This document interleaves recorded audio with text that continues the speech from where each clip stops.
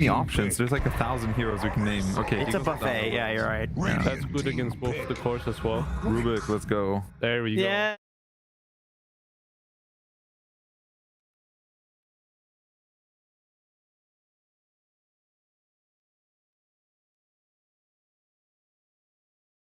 Okay, It's a buffet. Yeah, you're right. Yeah. That's good against both the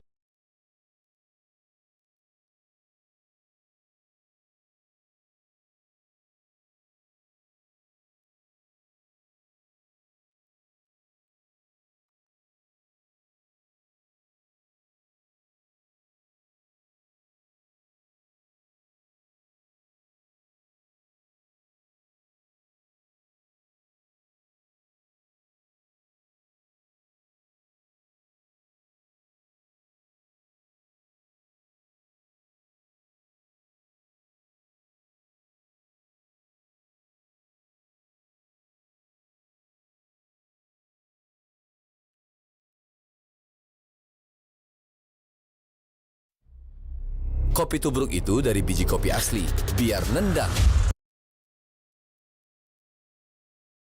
It's good harass against Underlord. It's like strong. I'm not sure how they managed to lose the previous lane. I think it's like very strong lane. And so is this one, to be fair. You just have like a similar core slash Cary that has Q that deals damage and harasses, and you have Winter Wyvern that's just gonna poke them again and again. What's stopping Team Spirit from going back for the Undying in as their +5? Was that because it worked out so well in game 1 as well? PL's like the most difficult hero. Okay, so he's just gonna kill Tombstone, so you don't want to feed him that. Yeah, with Aghanim Scepter, you can literally just throw illusions on it, and you kill the Tombstone. That's one of the most frustrating matchups. But there's plenty of good melee heroes to run with the Drow. A lot of them suffer versus PL though. Like Clock also suffers against. I don't think it's your job to kind of deal with him if they go down their route of just picking a melee 5. I think you should just pick something that pairs well with Drow. So honestly, I'm fine with them picking Undying. And his job is just to secure the Drow lane, you know, run around in the early game with his Rubik, and then late game, you know, somebody else deal with the PL. I'm out of here. Yep. We got the Willow coming out. We saw it in the hands of Not Me in the previous game. Had great impact, especially with the Terrorize later on in the game. So this time we'll be in the hands of F1. I think Larl has a very nice Puck 18 pick. Blitz loves talking about Puck 18, and you know, now you finally have the option to do it here. They have no stunts on Extreme, except for Willow ulti, which is just never gonna hit a Puck. So it's very free game. Now go for the much talked about IO, but this is a support, most likely. Most likely. Yeah. Yeah. Unfortunate, but good nonetheless. Interesting. So, but that would make it IO 5 most likely. Yes. So you have Drow IO lane. 10 seconds remaining. Interesting. You can always reload out. They don't have much cancel for that either. I think this Drow lane is pretty exposed, because usually you want this kind of bodyguard type of hero with Drow, like the previous game we had in Undying. Yeah. But when I see a Drow IO, if I'm extreme gaming, my plan should be to attack that lane.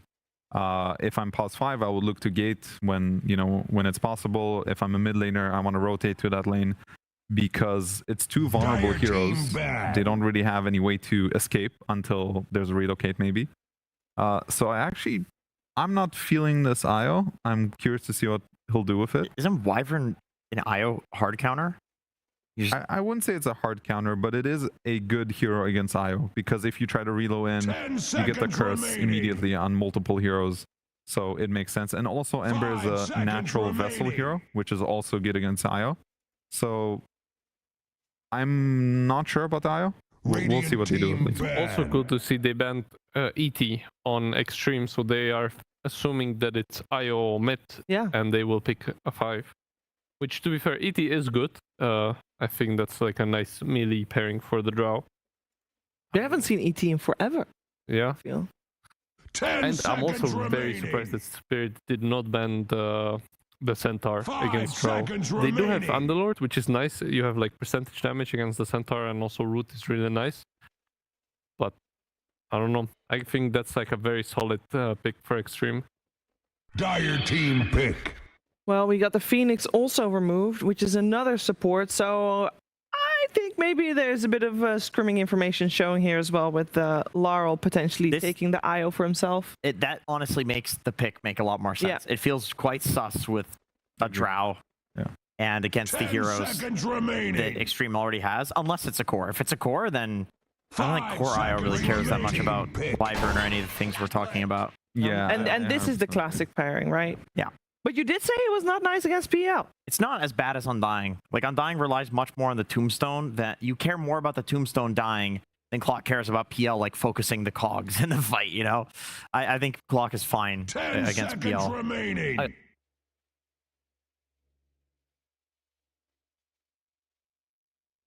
Also think they really needed some initiation, because if you look at their heroes, they have no way to start a fight. They have relocate in and gate in, but that's it. So they needed something like that. Well, and that's a Dawnbreaker last pick, and we've seen Dawn offlane many times. And we have talked early on in the day a little bit about the IO as a core. I just want you guys to reiterate what was said, and why is it now so accepted that it's like, oh, it's mid. Of course it is. You know, it's like, yeah, because it changed, and this was what was rumored was going to happen. Core IO is back. Why? I think IO, basically the talents were changed, where you get this level 15 talent where you have a lot of the spirits damage. I think you get like plus 55 or something like that. So the numbers are just really high for the damage that IO does. So you would just max spirits, you can farm really fast. Usually you would buy like Dominator into Ags and then either BKB or Heart, depending on the game. And hero scales really well. You want one hero to tether. In this case, it's probably the Drow Ranger. Mm-hmm. And it's been looking really dominant. Like, you get ahead by getting more XP, more gold, and you just connect the fights with your relocate. So it's a global hero. They have 2 of those right now between the Underlord and the IO. I'm very curious to see how this goes, because I think this is a completely different game compared to our last one. Even though there's a Drow Ranger, it's such a different style that I'm very curious to see what Laurel does with this IO especially. Yeah, because I don't think many people take Laurel as a guy that you would ever expect to play IO mid, right? Like, he's always had his heroes that he's gone back to. I feel like when you're IO, a lot of the game is played around you. Like, you're the linchpin of the team, and Laurel for Spirit is usually getting sacrificed and then just has a good game anyway. So IO, I don't think you can do that. Like, you can't just give IO a bad game. IO's got to have a good game. So very interesting to see this pick. Yeah, IO versus Ember, because IO is one thing. IO versus Ember Spirit Saber seems rough.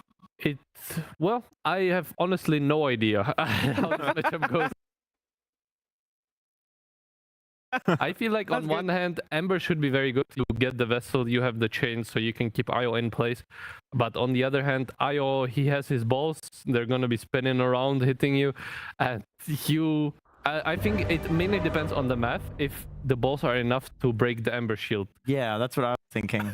Like, how many balls do you need to break Ember? I guess. Well, this conundrum, I think, can be solved potentially by our commentary duo. Let's head over to ODPixel.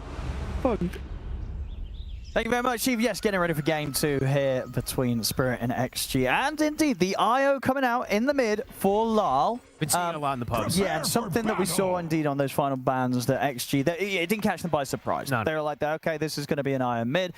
Overall, what do you make of this? Because this was a draft where XG said, we're going to pick PL first pick.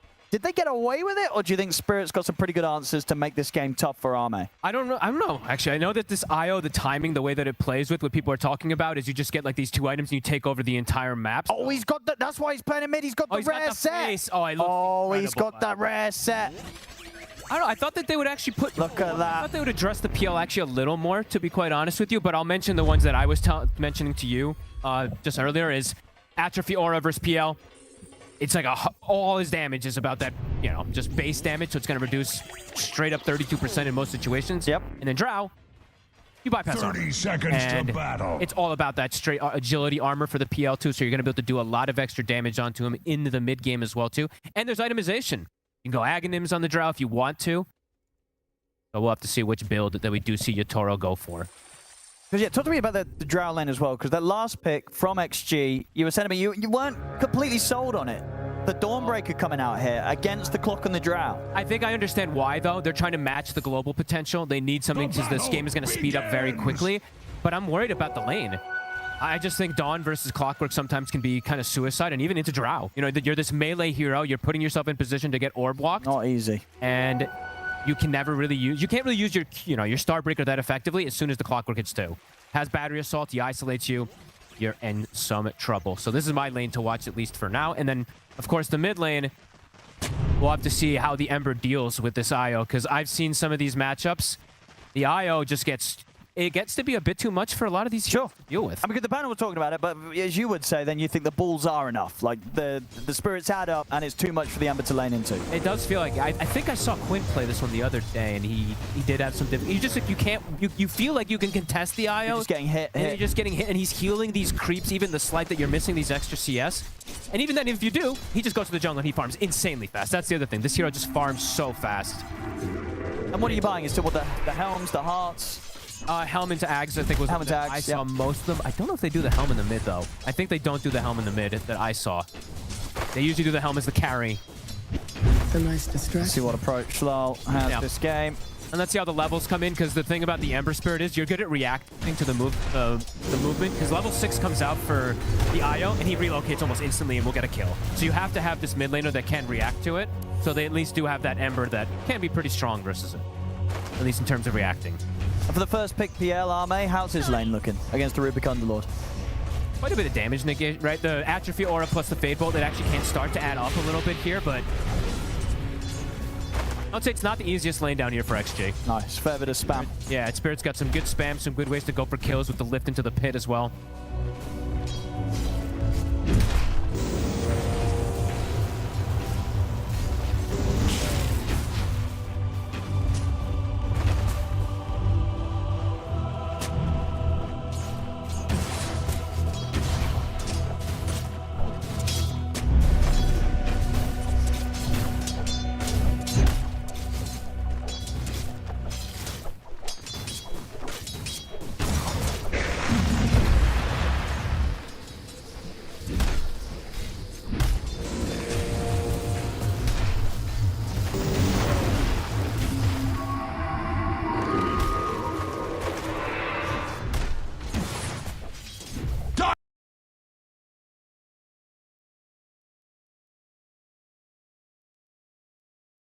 What the fuck?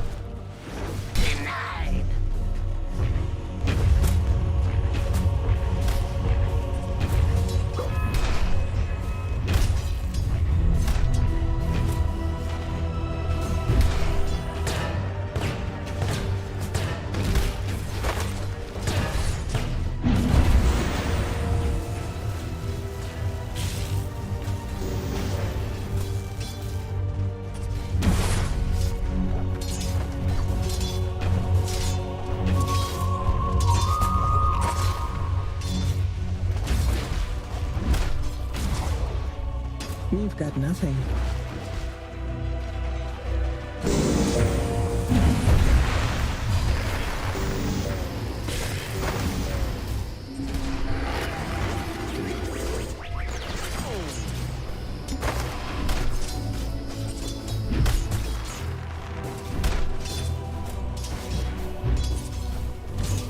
I'm toying with you.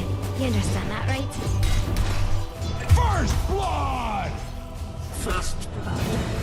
What is this? I'll keep the art testing. The red mist spreads at Radiant's middle tower.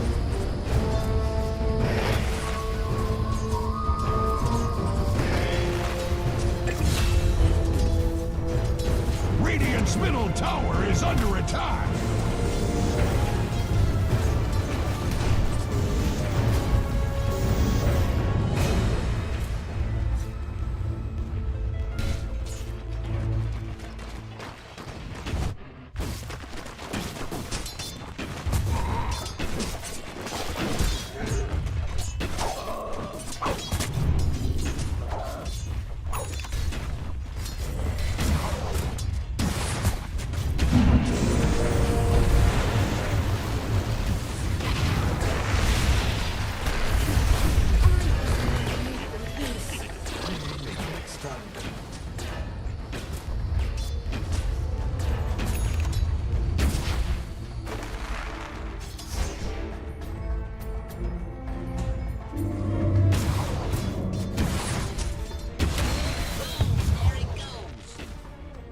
Dire structures can take all the hurt Radiant cares to heap upon it.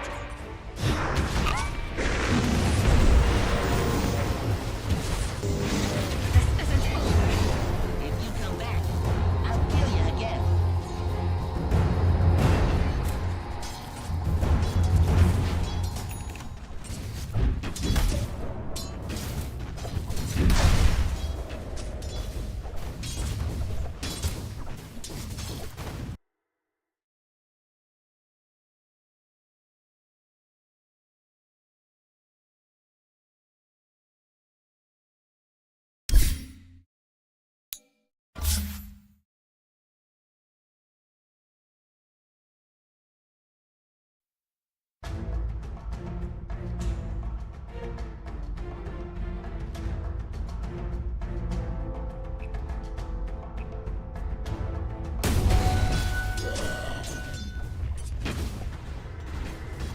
Dire's middle tower is not what it used to be, that is for certain.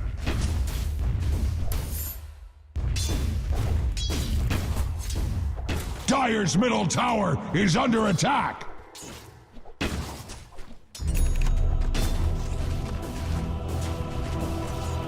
Dire's middle tower is under attack.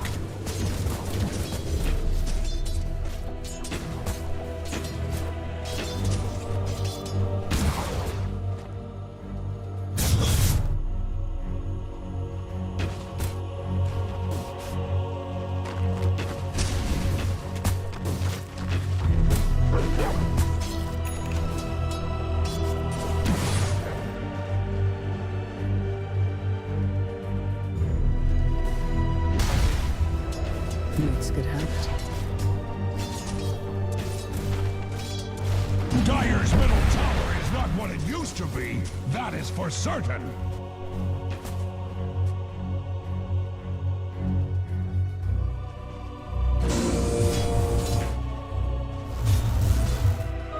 A tool to teach.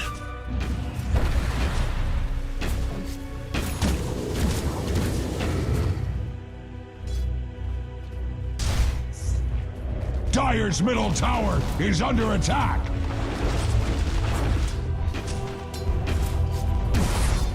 If Dire's middle tower was worth a damn, it would still be standing.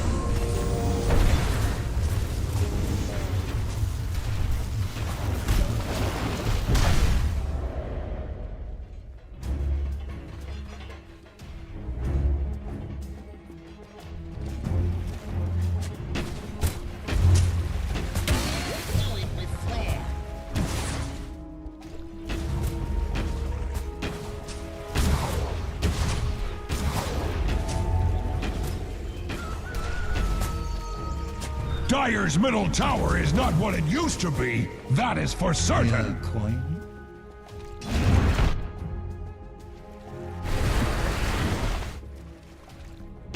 Radiant's courier has been slain. Radiant's bottom tower is under attack.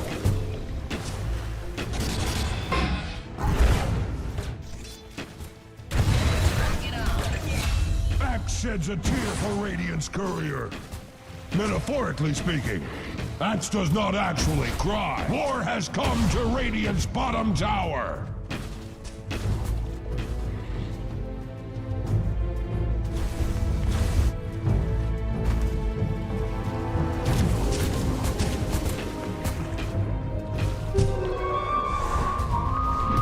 Radiant's middle tower is under attack.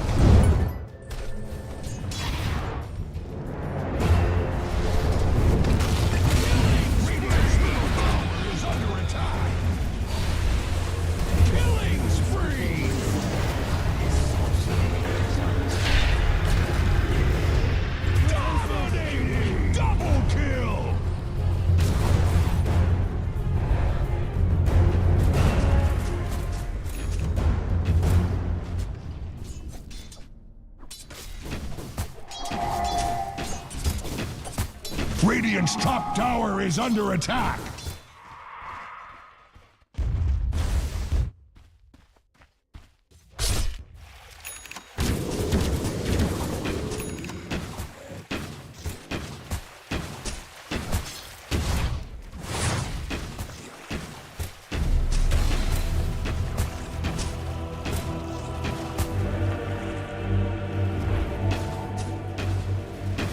Radiant's bottom tower is under attack.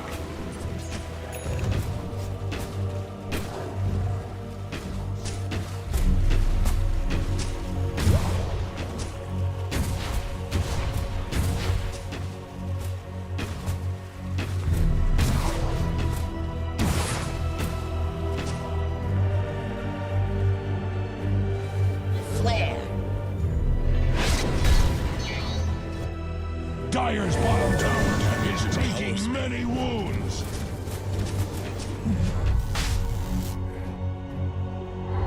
Dire's structures are fortified. Dire's bottom tower is under attack. Dire's bottom tower is under attack.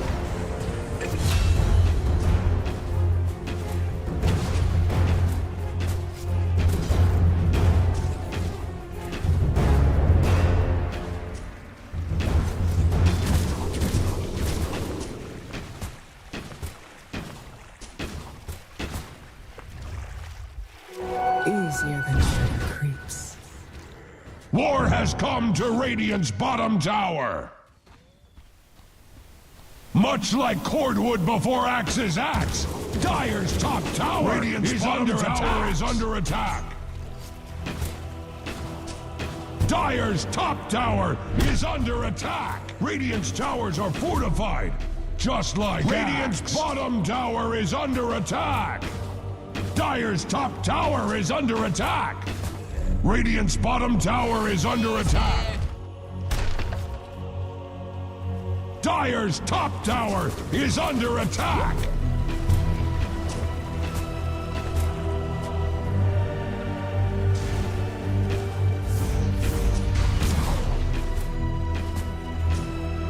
Dire's top tower is under attack.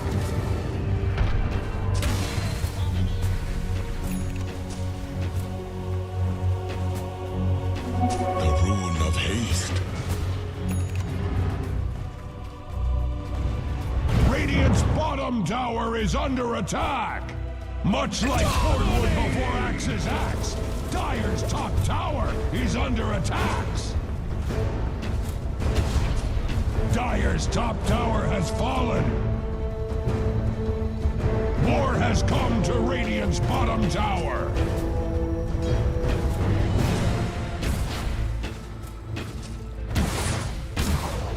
Radiant's bottom tower is under attack.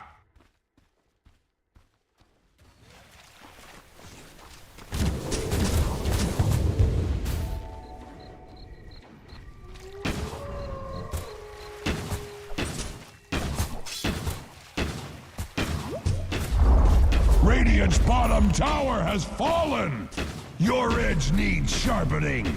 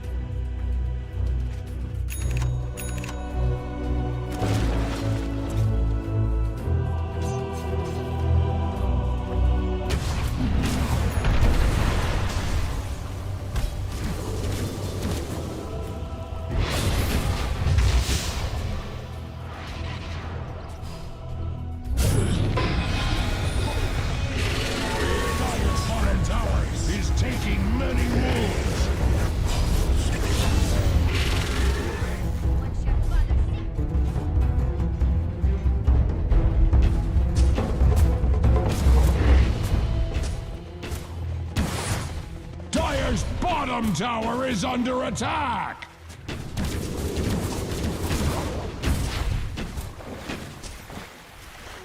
Better than money.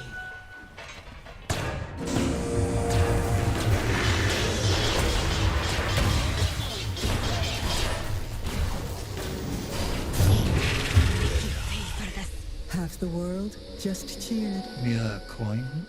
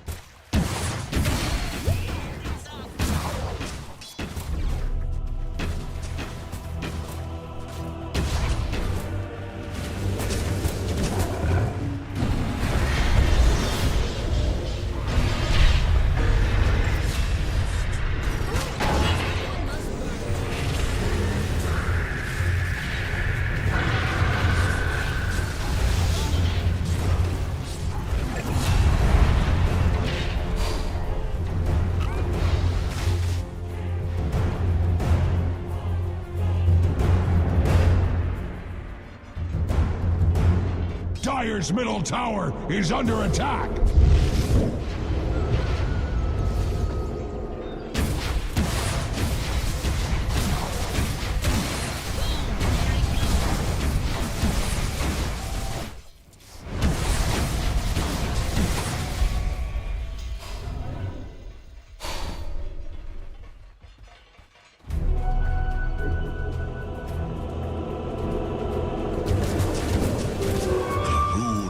invisibility.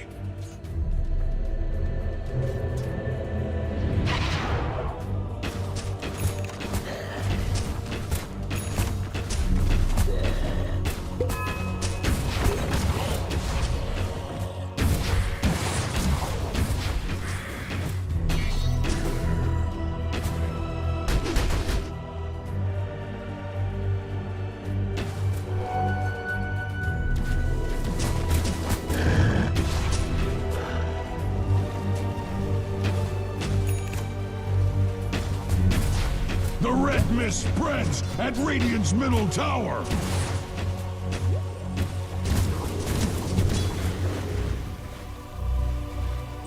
Radiant's middle tower is under attack.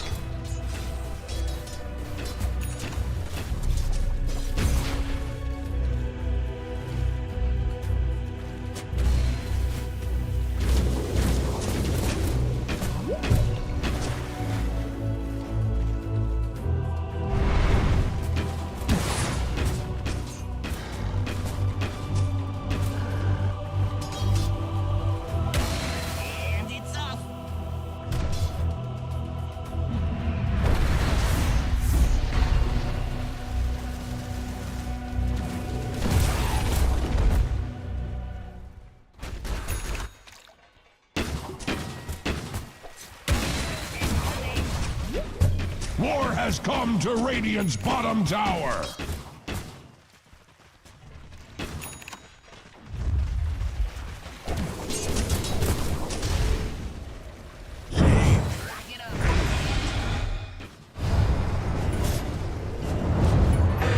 Mega kill! Radiant's bottom tower is under attack.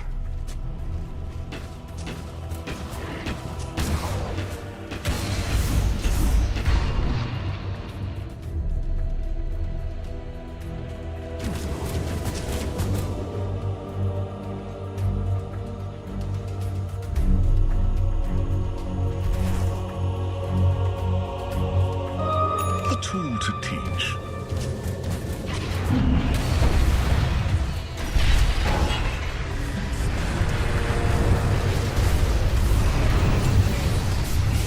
Dire's middle tower is under attack. Unstoppable!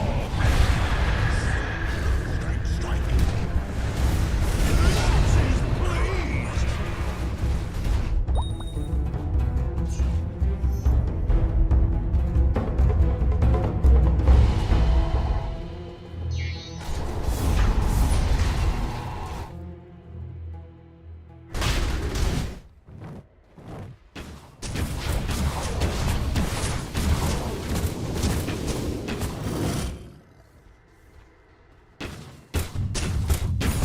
Radiant's middle tower is under attack. Roshan has fallen to the Radiant.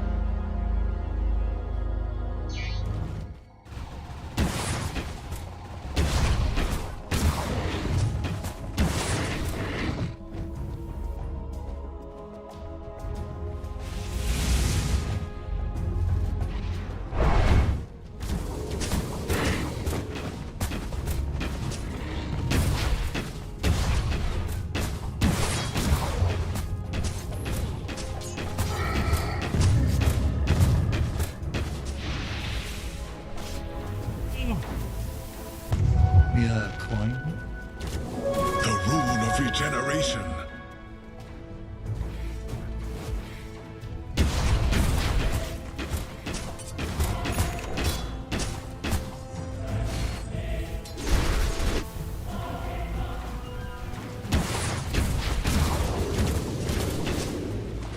Bounty.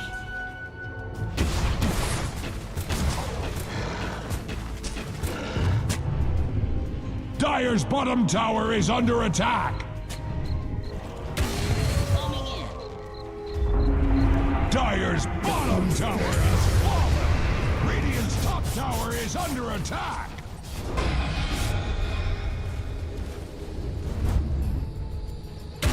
Boom! There. Dire's bottom tower is taking many wounds.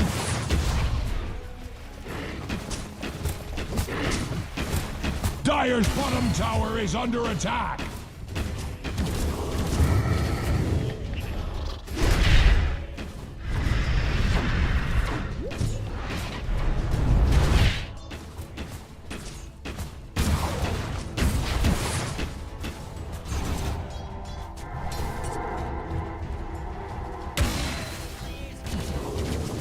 Radiant's middle tower is under attack.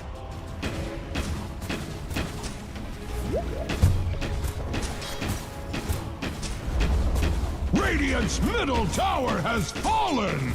Do not blame Axe.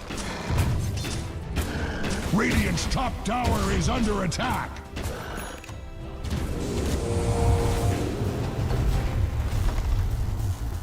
Radiant's top tower is under attack! Radiant's top tower has fallen!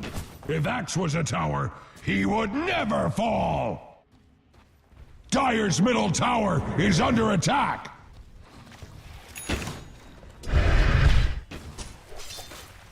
Killing spree! Axe is pleased!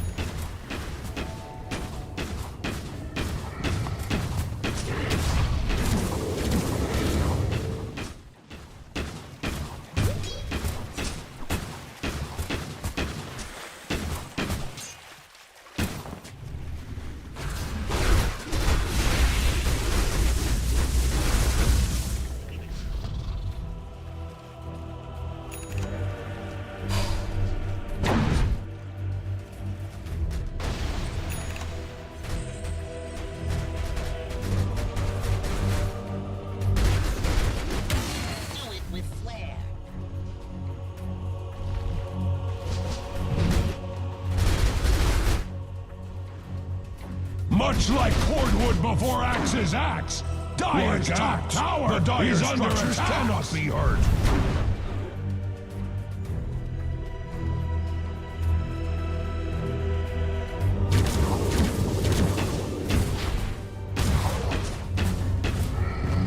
Dire's middle tower is under attack.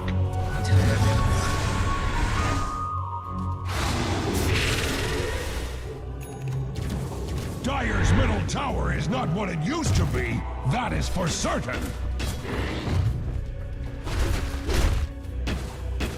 Dire's middle tower is under attack!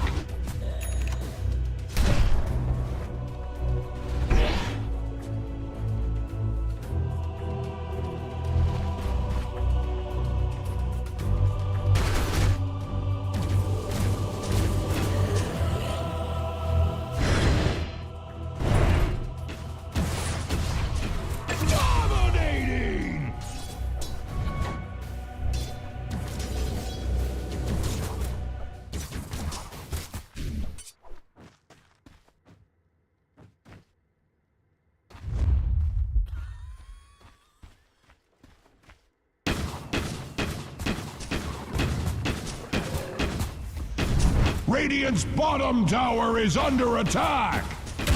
And it's up.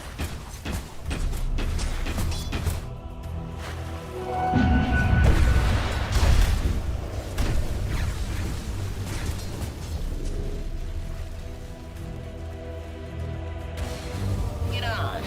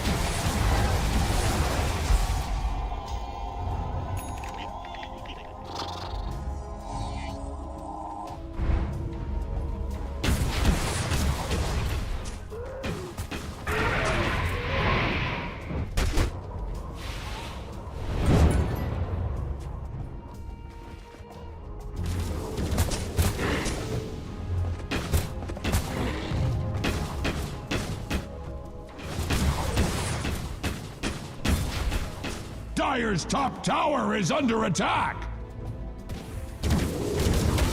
Incoming.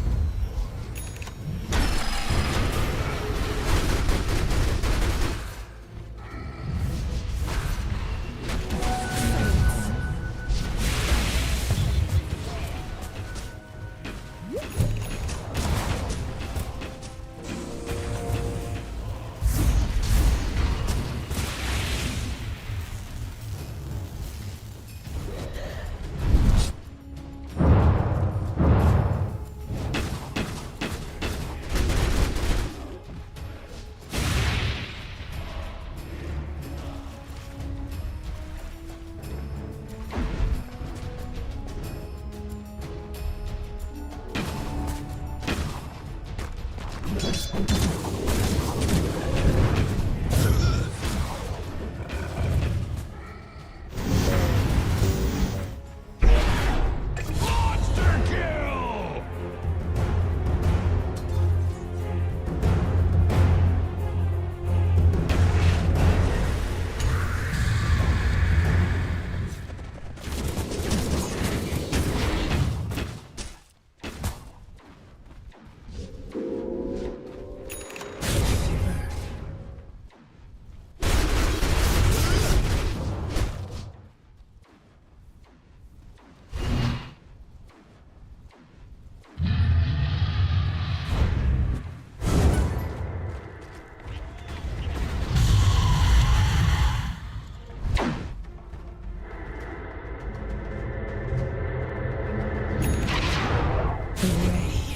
The Radiant now picks through Roshan's bones for shiny objects.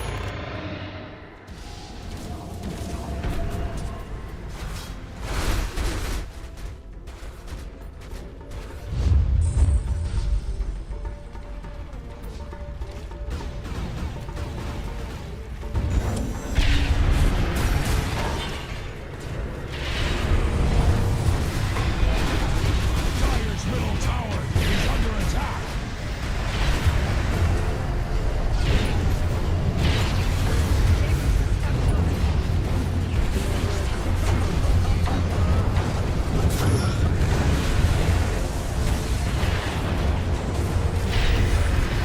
Killing spree! Double kill!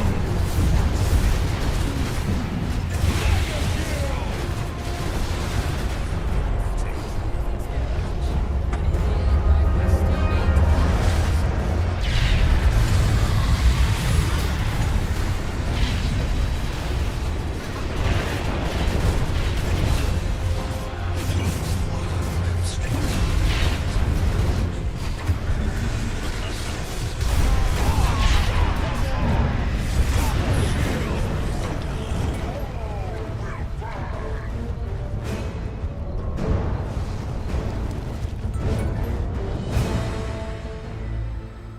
Oh, yes.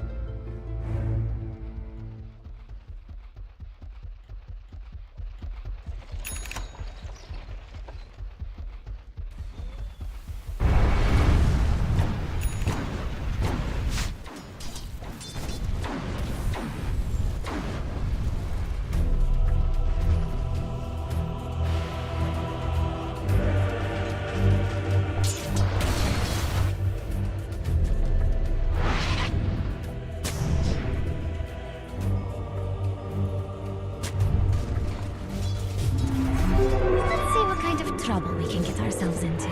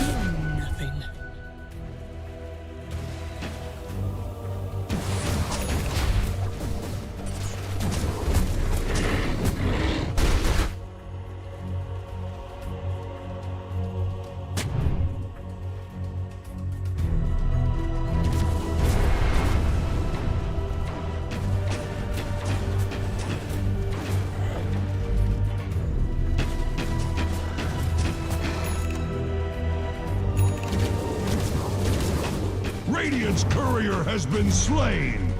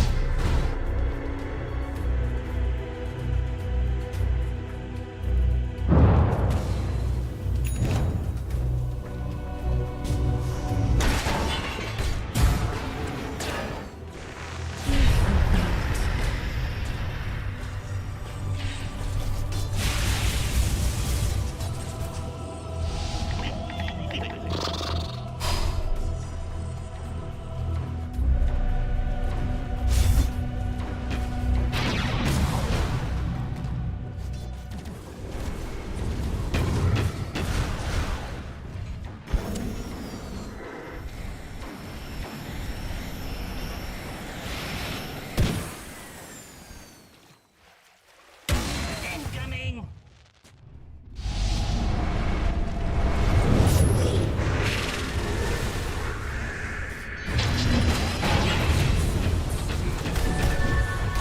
Radiant's bottom tower is under attack.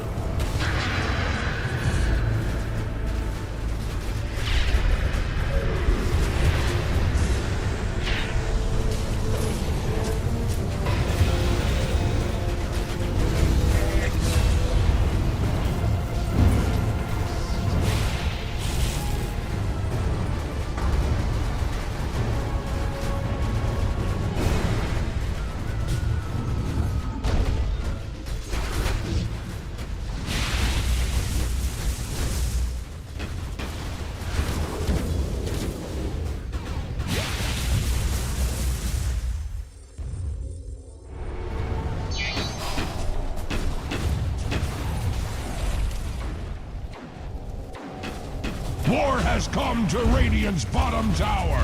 Radiant structures are fortified with 12 important vitamins and minerals. Radiant's bottom tower is under attack. Radiant's bottom tower has been laid low. I deserve this.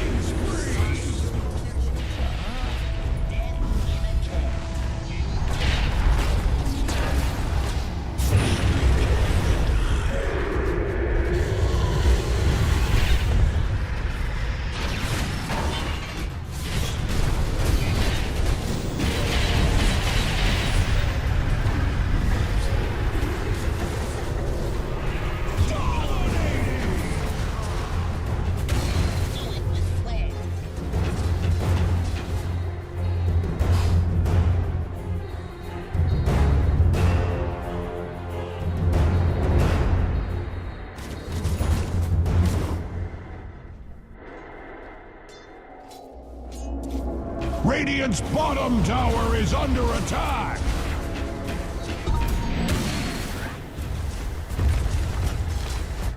The red mist spreads at Radiant's middle tower. Radiant's middle tower has fallen! Radiant's middle tower is under attack! Radiant structures are fortified. The red mist spreads at Radiant's middle tower. As Radiant's middle tower falls, Axe's middle finger rises. Radiant's middle barracks are under attack. Radiant's middle barracks have fallen. Tend to your wounded, or put them out of their misery. War has come to Radiant's bottom tower. Puny Radiant hides behind their fortifications. Radiant's bottom barracks are under attack.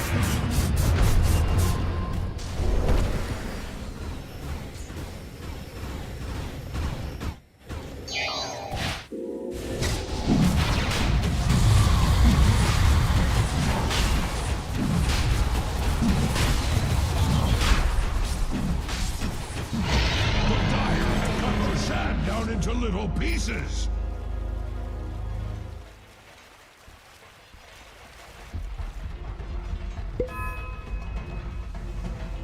The silence before my storm. Some harms can never be reversed.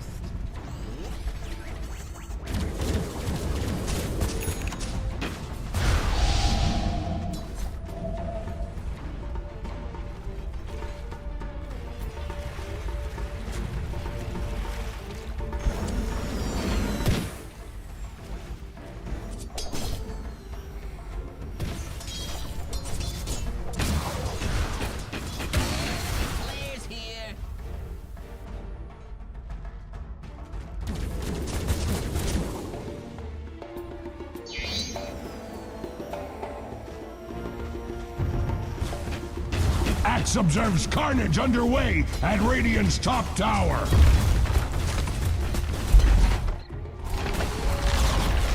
Radiant's top tower has fallen! Axe wishes it was you instead.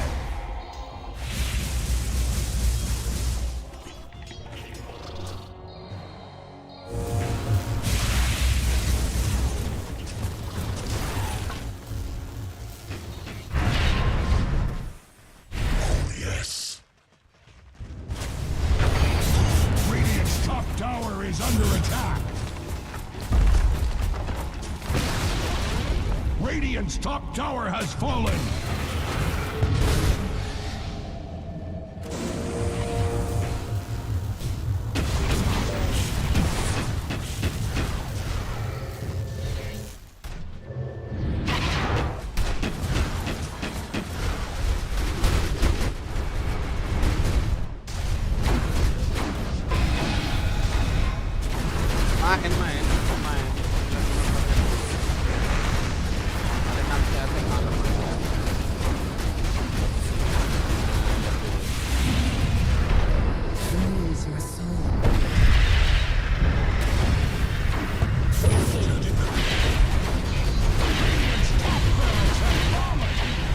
Was not involved.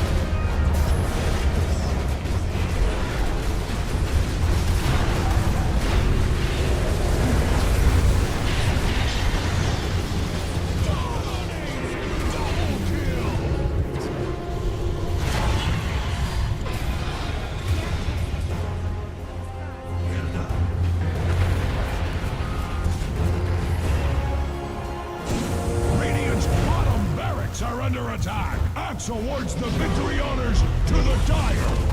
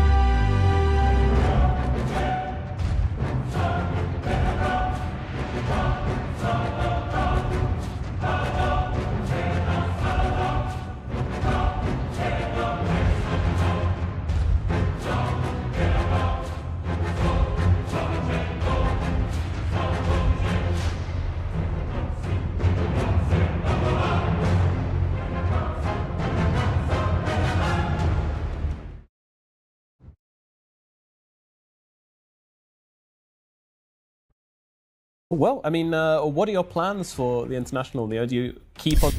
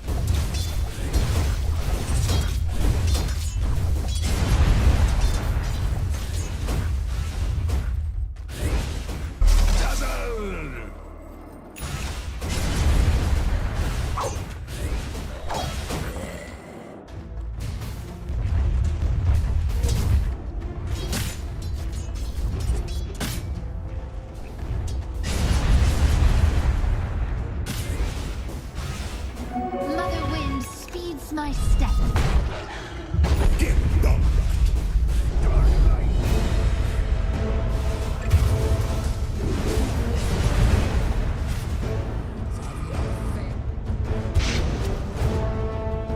Dire's top tower is under attack.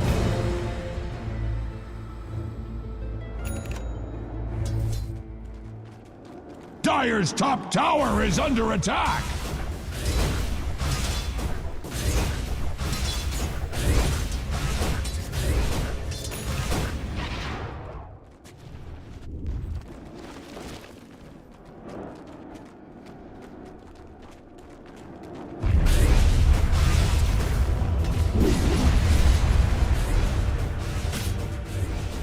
Dire's middle tower is under attack.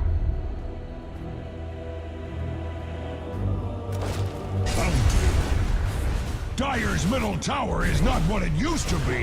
That is for certain.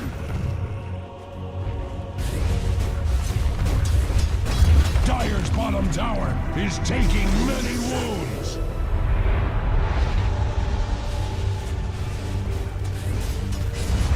Dire's bottom tower is under attack.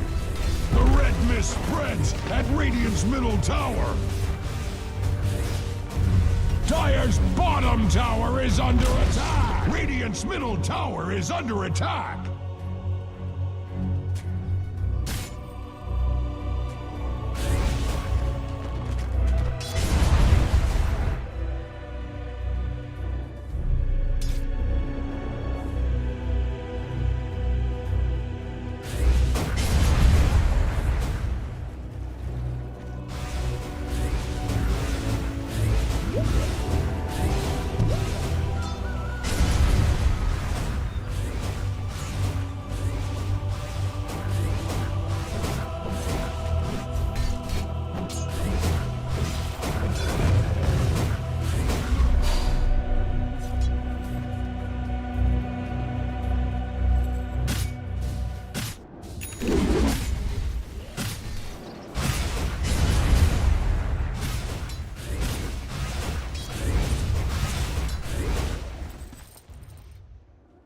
Much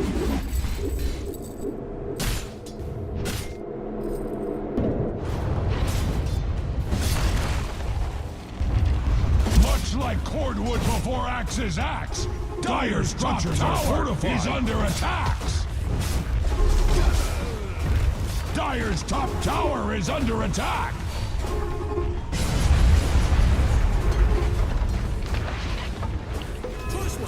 Dire's top tower is under attack. Radiant's bottom tower is under attack.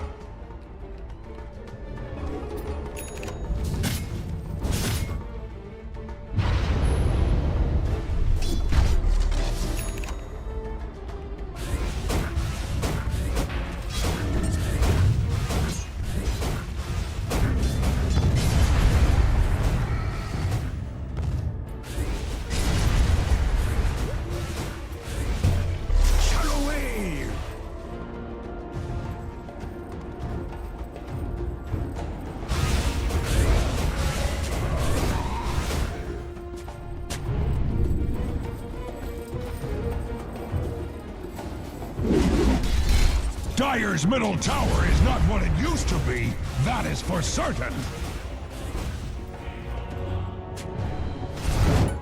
Dire's middle tower is under attack! Dire's middle tower has fallen! It could be worse. Or could it? Bounty.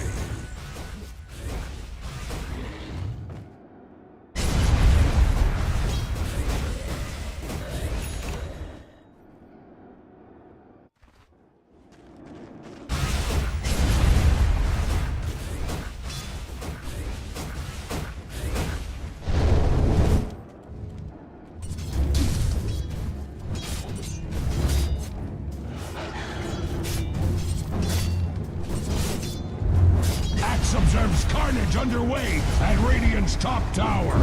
Comforting rune of regeneration.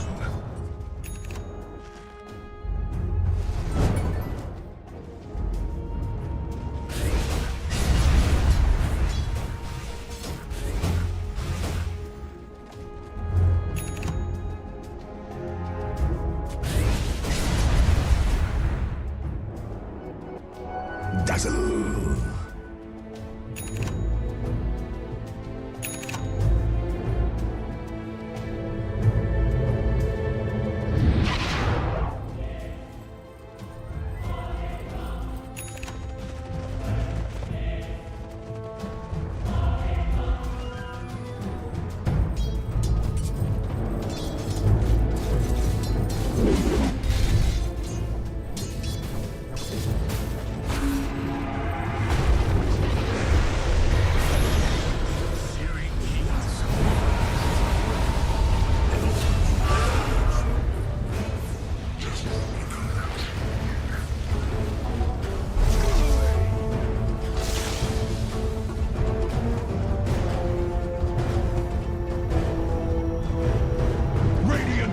Tower is under attack.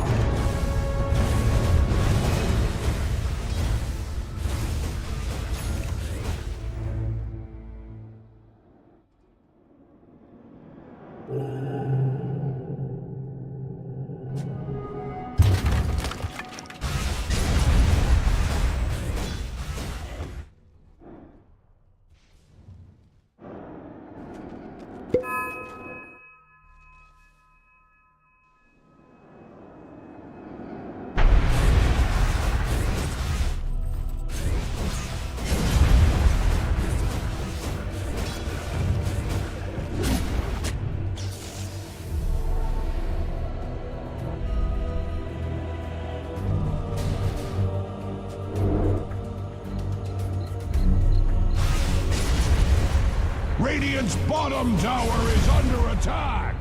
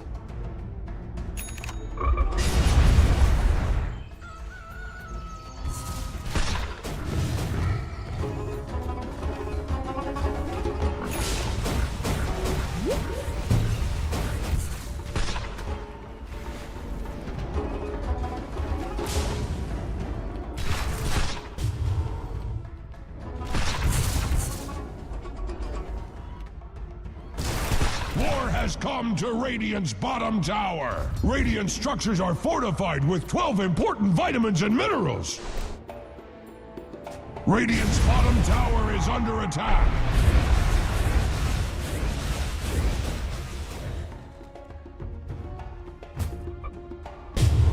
War has come to Radiant's bottom tower.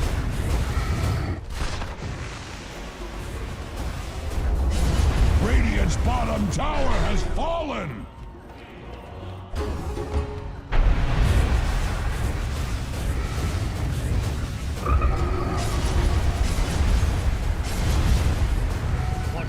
Much like cordwood before axe's axe, Radiant's middle tower is under attack. Dire structures can take all the hurt Radiant cares to heap upon it. Dire's top tower is under attack. The red mist spreads at Radiant's middle tower. Dire's top tower is under attack. Radiant's middle tower is under attack. As Radiant's middle tower falls, Axe's much like cordwood before Axe's axe. Dire's top tower is under attacks.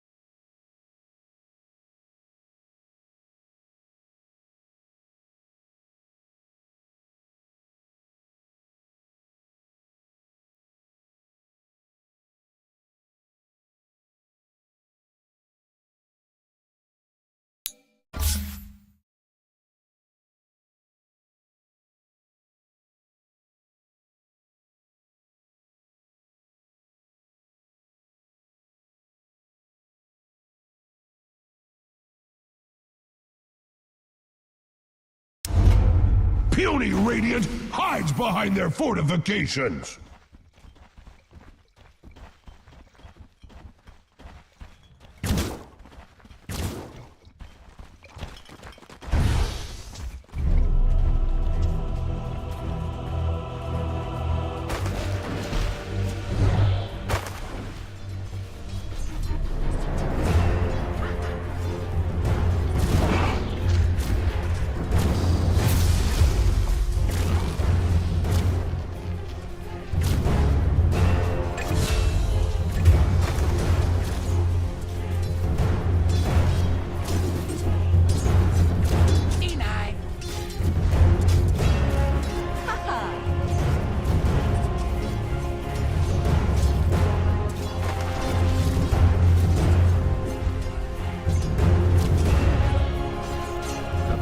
Shell. How much damage can they do here?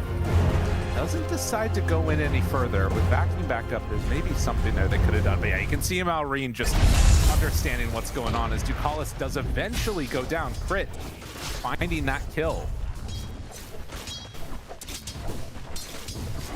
Nicely done. I mean, the wave's been in a really good spot up here for Falcons because they're controlling that hard camp. It did cost them like the earlier Lotus, but obviously well worth it. Especially because you were very reliant on your side lanes having a good time, since you are putting this Huskar into the mid lane versus the Viper, which in reality is not in the mid lane, it's in the jungle, farming up the little polywogs. And look, now they see that scan there, scouts out that Bounty was coming over, and that lets that's a dire scan. Does it matter? Can he survive through this anyways? Oh, trying to get away from it. He doesn't. 9 class now denied. The creeps can't do it. Still. Just knew that it was coming, but didn't respect it. So that's a Radiant scan into a dire scan. Now I see. Noticed. Trying to get away, not going to happen. That's what happens when Bounty leaves. Wow. So, I mean, again, the context for this, the panel was talking a lot about the need for Vision to sort of snowball off of the laning stage. So far, we're looking at the CS, things looking relatively good. 20 denies on the Viper. How are you feeling about the state of the game right now? I think a lot of it comes down to the actual towers. And so, I mean, we're getting to that stage, right? Like the Huskar can't come mid. Mirana's trying to get over here to throw an arrow. No one's going to guard the catapult with his big poisonous body. Easy peasy. Nicely done. So yeah, the catapult stays aligned and the pressure is going to keep on mounting now. They move forward. Crate going to be found. Damage out from the Bounty and Ducalis. One more punch is all they need. No, stick charge keeps him alive. Eventually the catapult does drop, but you can see this pressure coming in. I mean, Huskar wants none of this. He's like, yeah, deal with it, sports. Yeah, the problem is that unfortunately Darkseer can't do a whole, like, Darkseer can't take advantage of this in the bottom lane because of all the reasons we talk about the hero. So the Alex still gets the free farm, even though you're bringing all these rotations mid to try and defend your mid tower. But yeah, I mean, that is the name of the game for Vision.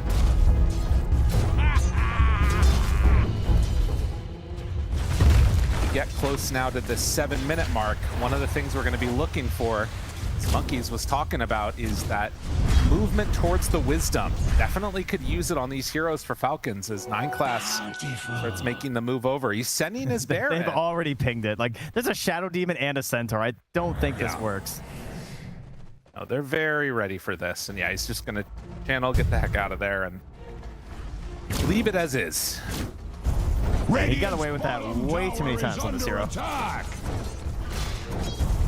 Snaking has absorbed the mid lane, so once again, Snaking gonna get relatively farmed. He had an insane game on Crystal Maiden this morning. And we're on another hero that can pop off a bit here, as they do pop off on top of Amar, but he can get back. Not quite level 6 yet, but still needs to be a little bit wary with his positioning. 3 stacks right now onto Satanic the hero. As Bounty's gonna TP in, they see that. 9 class making the move. It's the stun, looking for a slowdown onto Amar. But we'll be fine. So again, these moves not translating into anything for Vision. That means Skitter keeps farming. Now Snaking with the Moonlight Shadow available for some maneuvers perhaps here, or at least a save on someone who's being gone on, as he also finds some D wards in their jungle. Radiant's middle tower is under attack. Malrine still just hunting for the armlet. Yeah, it's It's tough out there. I mean, it's only 8 minutes, I guess. It's not crazy. We're just so used to him, like, winning the lane, you know? Yes, exactly. And bullying at this point as 9 Class tries to bully the courier, but can't quite get there. I mean, I think that's something else that we can talk about, right? Like, they knew that this Viper was going to be there. They left it open. And so it definitely wasn't a surprise. And Malrine just understanding, like, you know, we want to get what this Huskar gives us a little bit later. And sacking the lane slightly as no one makes the move in. They find that stun now. Crit gets hit by the ulti. Stampede to try and run away. Still got the DOT. It will not quite be enough. Crazy. I also thought that was pretty much a guaranteed rotation. Like, once they start going to the Shadow Demons, like, okay, well, he really wants the first kill with his bots, but can't secure it. And keeping Kurt alive means easy extra Ancient stack going to be done up here. Yeah. Except it's blocked. Oh, okay. By Jugalis' Sentry, so too bad. Easy. Mar will take that one out now. Armlet finished up. Got bottom. Red's next. Oh, the Centaur! Radiant's top tower that's is super under annoying. attack. Yeah, they had Vacuum still up. He was waiting for it to come around, but no such luck. Hitter gets away with that one. The red Yeah, I mean, this does not feel good right now. They're going to try and make the move down here with the Viper. Thinking. Chasing this out. And now making that move to turn onto Huskar. An easy bring down for them. Now, can they get anything else off of this? Snake King's retreating. They're hunting a little bit. 9 Class still not quite level 6. Yeah, you just see Scare. I don't want any of it.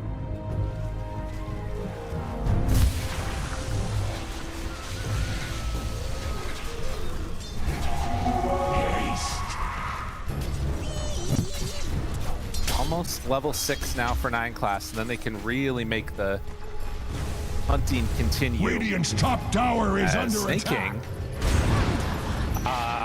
That was okay. Not quite. Wait for the track. Yes, very good. All right, that was not his finest moment. That's okay. And maybe not the big game hunter you were hoping for there, but you get a little bit. War has come to Radiant's bottom tower. Alright, Alchemist starting to pull away from the bear here as expected, but now that the Maelstrom's out, might see that even up for a little while there until the Radiance appears for Skitter.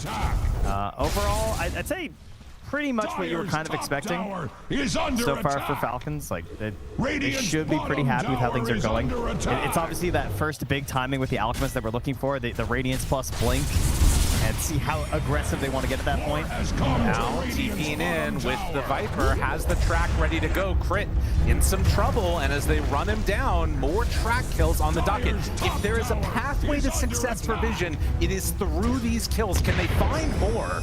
I mean, that just feels like they're messing with Amar a little bit, but yeah, they need to get these ones and continue that aggression. Yeah, there's a reason no one is like lowest on the CS right now for the cores, right? Like he is just determined to TP everywhere, all over the map, and try and get these kills. And sometimes in a game like that, you end up with like these really weird Viper builds where they're like, you know, maybe getting a Pike to chase really fast, or even the Atos early, but in this case, he's just counting on the track and some help from the techies. A turnaround chance here. Notice trying to stay alive as they run in with several. Dust already out. They actually clip, keeping that creep alive. That lets no one get into this fight. Now they have to run.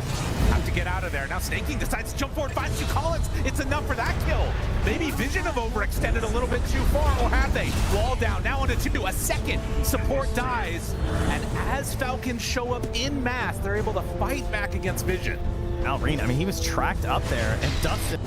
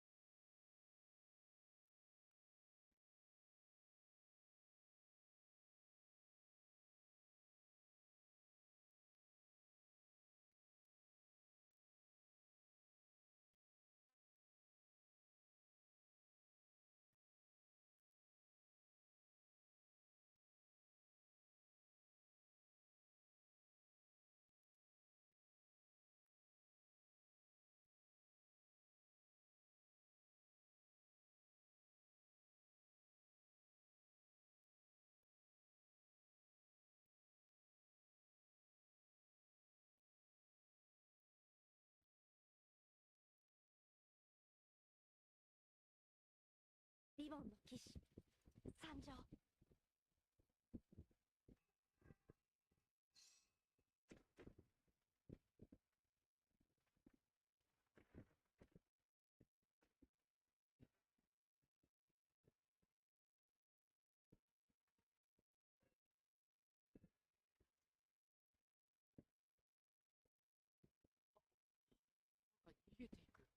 逃げていく。ありえねえ。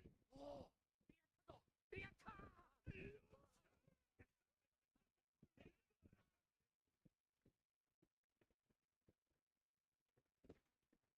イド王が逃げただと。あそこにいた班の直樹。最後に残っていたのはロックハンでさ。ちょっと間違いありません。悪の仕業か。それだ。ロックハンを私の元に呼べ。甲府の人数を確認しろ。勝者の手当ても急げ。直ちに。世界が滅んだとしても、あなたには生きてきてほしい。お馬さん、ありがとね。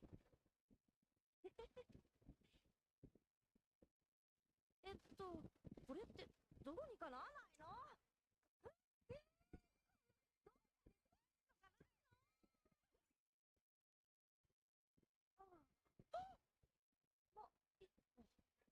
りあえずよかった。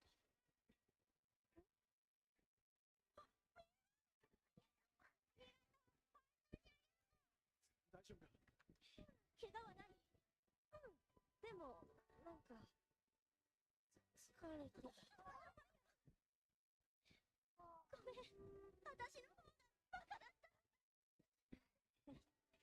何泣いてんだよ。サファイア、本当すごいよあんた。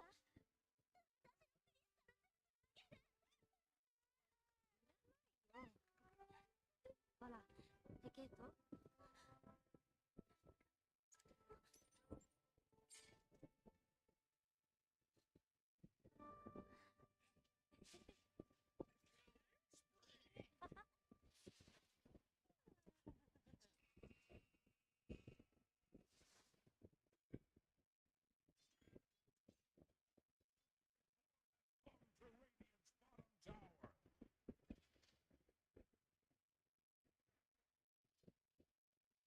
そんなやつ見てねえな。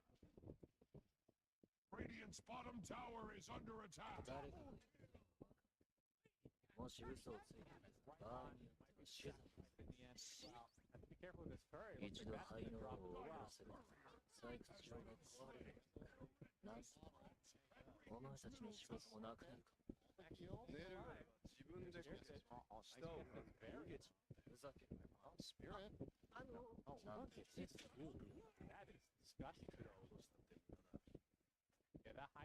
まあいい。何か気づいたことがあったら遠慮なく。もし気づいたらそうさせてもらう。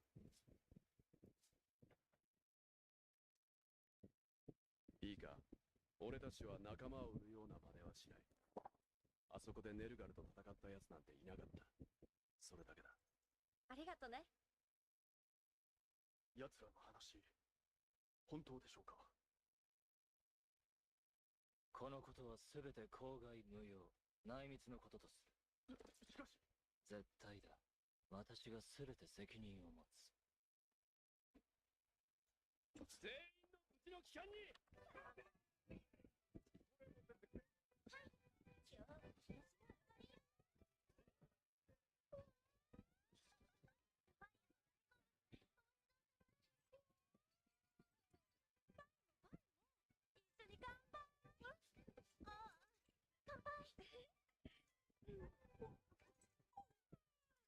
私のゴールデンラットちゃん。そうだよね。ごめん。この喜びをちゃんと分かち合えなかったんだよ。こっちこそごめん。忙しくて。ネルガルが出たって聞いたときはびっくりしちゃったけど。あれね。正直、あの時はダメかと思ったよ。サファイアが活躍したってみんなが言ってた。まぐれだよ。そうだ、私も誰かのためにできることを考えてるよ。じゃあ今度一緒に見てくれる？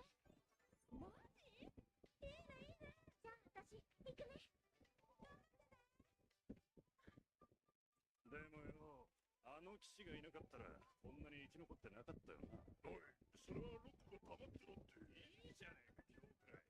トレードだって意味が違うか。騎士様、希望の天使様、ネルガルなんて全部倒してください。何言ってんだ。なんだてめえ。才能を怒らすと大変なことになるっていつもミトラ様が言ってるじゃねえか。おお、お前移民のくせにゴールドランド人と移民とどっちの味方なんだ。嘘がバレたら俺たち殺されるぞ。その口を閉じろ。やだ、俺は間違ったことは言ってない。まだ言うか。その辺にしとけよ。今日は私のおごりなんだから喧嘩はなし。チェロギ巻き込んじゃって悪かったね。お、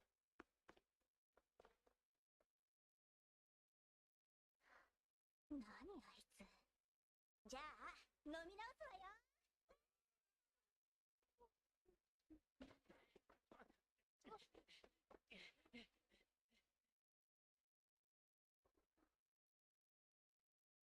ったくよ、サファイアのやつチヤホヤされていい気になってんじゃねえよ。才能を倒したからって。おい、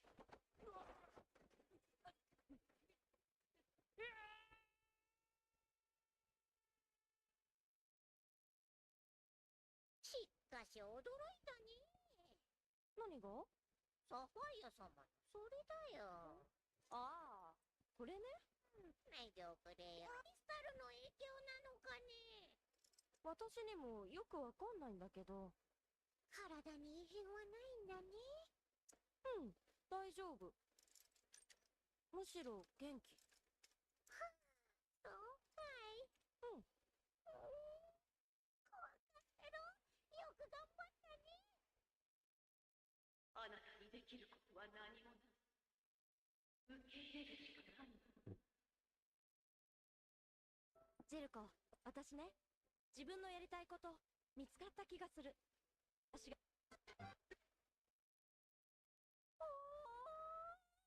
なんかパイは音楽好きそうだなーって。いいよね。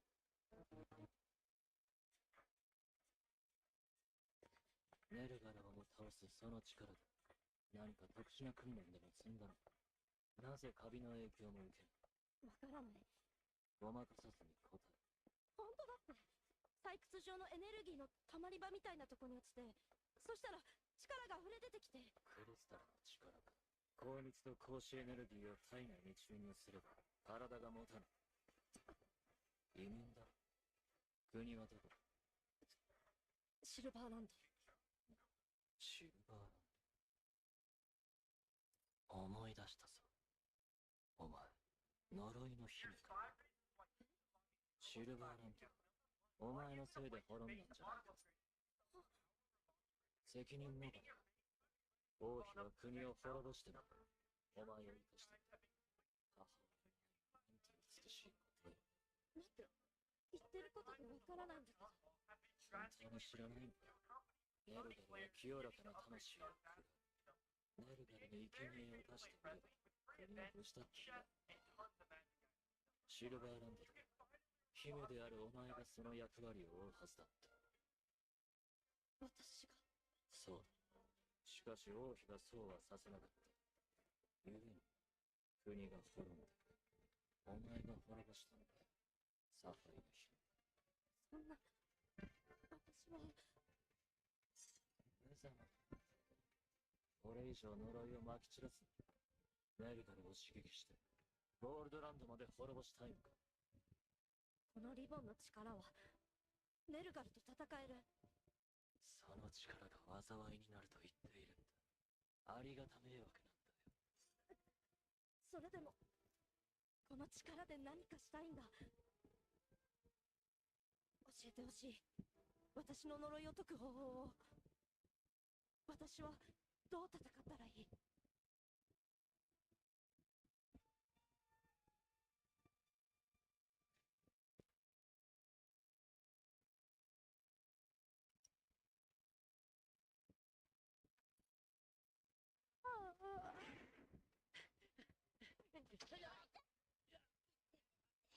ちょっとあんたどこに目ついてんのよ。ごめん。じゃあちょっと待って。仕事サボってどこ行ってたのよ。匂うわね。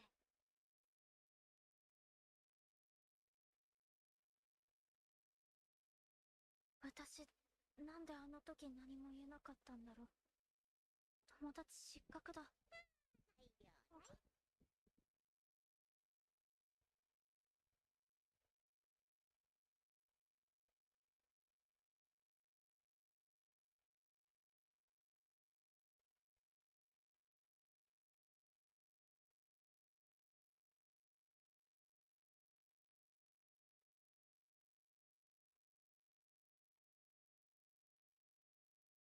I don't think it was that. What was his third skill?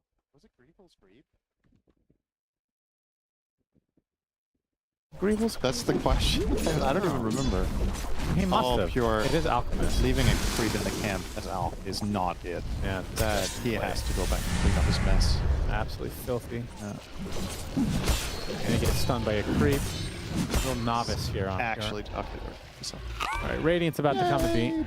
I think he must have had Greevil's Greed, because it's like lore-wise, why would you have an alchemist in the game that has nothing to do with gold? Well, he still had a concoction in the spray. No, that's not good enough. Everyone knows alchemist turns stuff. Wait, wasn't alchemist's ultimate transmute? That sounds familiar. What did transmute do? It turned a creep into gold. It was Midas. Maybe. And if that was the case, then very important conversation here at TI. History lessons are great. Protect the GPK with the coil. Gonna be snapped by Ari. And Miro and company should be able to finish the score off. That was a nice timing on the Moonlight Shadow. He actually dodged the spell there. And I have to say, even though certain things are going better for Boom Boys than Game 1, it does somewhat feel like a carbon copy of it. Like, sure, it's Omega Farm, the Doom again is ahead of Drow and at 14. Dire's top tower is under attack. I think Iron Wing are pretty happy. Yeah, you know they're happy because they haven't paused the game a single time this series. Oh, don't tell me Vice Might is a Drow. I can't. What? Don't.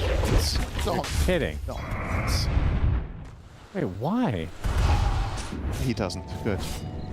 Change his mind? Maybe he put it in his quick buy just to tilt his teammates when he click him. Like, yeah, very important to tilt your teammates at TI. It's like 1v9 mentality. I will win this game. I just wouldn't work that way anymore. That was almost a kebab move. Yeah. Well, we have those TI archive segments. Why don't we have that one? Oh, we got the coil.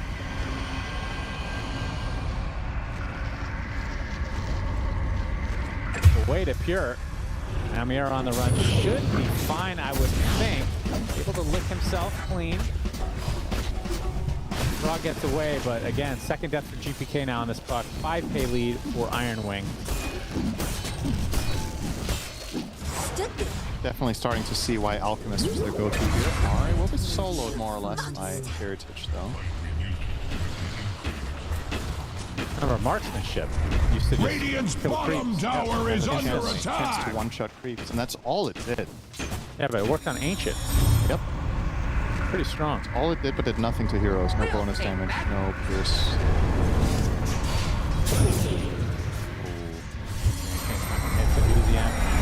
Low on mana as well. Exosomp's gonna be cancelled. Radiant's towers are fortified, just like GPK. Now Concoction comes out of nowhere from Pure into the Wheel of Wonder. Another death for GPK. They're just terrorizing him. Oh, he's not even gonna buy Ags. He's going straight BKB. He'll just play for himself. I like it. I thought either he was gonna buy Ags for Ember or do this, and with how things have gone so far, Radiant's tower is under attack. Gonna get sharpshooter from Ari. He's stun locked. Yeah, easy MS. Okay. He's playing two silences. Yeah, makes sense. It's decent. So earn Yules. A lot of early game items for BZN. Gives him a lot of mana regen to run this item combo, which is real feels good on Ember. It's hero. Two reasons why I love playing with Coddle. Obviously, the cooldown reduction on your combo is insane, but also constant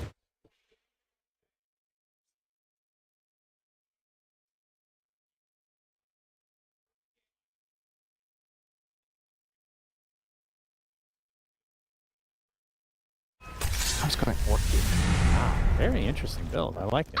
Cool. 9k lead for Iron Wing. He's in a position where he doesn't have to do that much damage because he knows Alchemist is having an insane game and his offlaner is Doom, who's also just very farmed. So that means he can get creative. Yeah, that's true. If the other lanes were going badly, I think he has to buy Mage Slayer this game to compensate, but now that you're, again, similar logic, you're ahead, so you get to buy other things. It's the second game in a row now. Kataomi goes for the first item, Atos. I didn't really feel it much game one. This one. Because we didn't know he existed. Dire's top tower is under attack. Really making a name for himself in this one. If they lose this game, do you think we'll see Elder Titan again? Yes. So it's just much like Cordwood before Axe's axe. I don't know if we'll see it from Dire's top tower is under attack. Definitely has. They're going to be inspired by this. What you're saying? They might be like, it can't be any worse. So yeah, that's the mentality you want. No. Is that how you won DreamHack all those years ago? Yeah, that's right. It's just, I don't know. It's weird because the people I've seen play ET so far this term are really good at the hero. Like, we've seen it played by Kataomi, and we've seen it played by Gaming as well. We're on the run. The frog stomp as well. Pops the BKB. The arrow approached him. Good job from Boom Boys to force that out. And yeah, the Nightfall away. Now, what can they get on top of this? Because BKB being down is a pretty big deal. Feels like just getting that is not enough. Because Iron Wing are more than happy just to farm the map. Don't know if you're in a position right now to force a tower. You have yet to take a tower in 20 minutes. Oh, arrow does hit just around the corner. Creep looked like it was about to block, but it obliged in the end. How did he get stomped?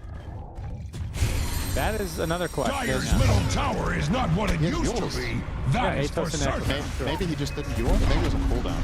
Dire's middle tower has fallen. All right. What cost?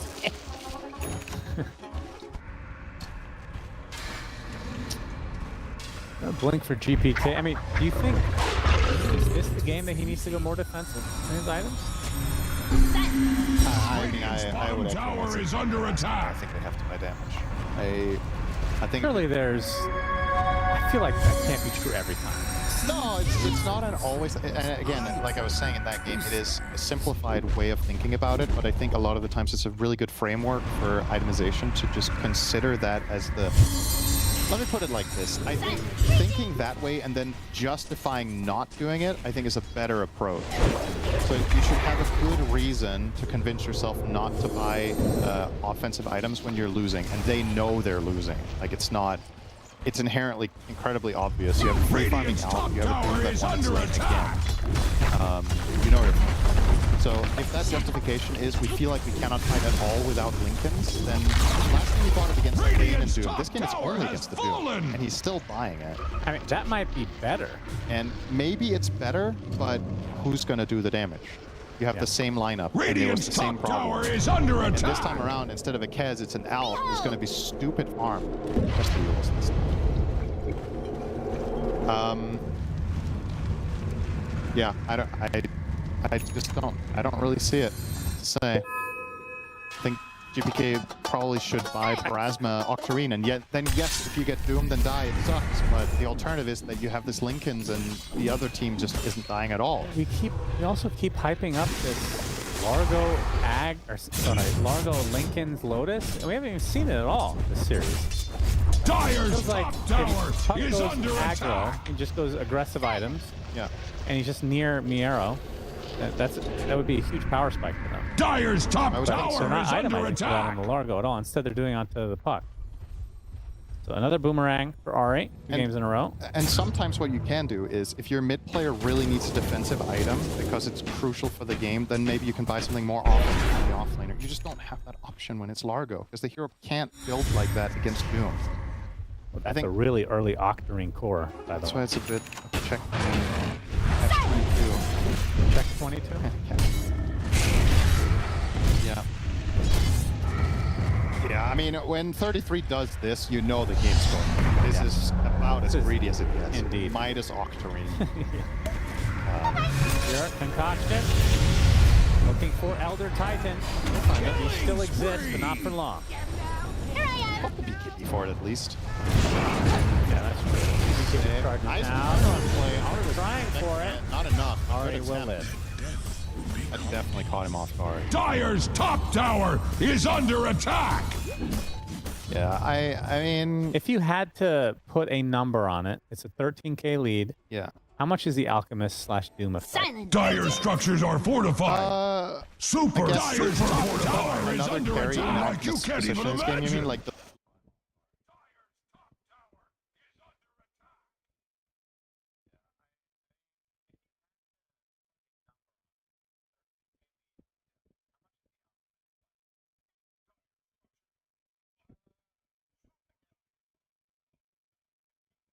network would be my guess. That's like 6,000. Like if it was a Kez that had the similar start, or if it was a TA or any Drow. So, would you want to see Agnums from him before he's 6-slotted? Or you just continue on this path? You see a coil? The Echo Stomp potentially, the lick, but the Yule's just in time, and the TPs are coming. They're going to get gutted, and the multi-shot finishes the job.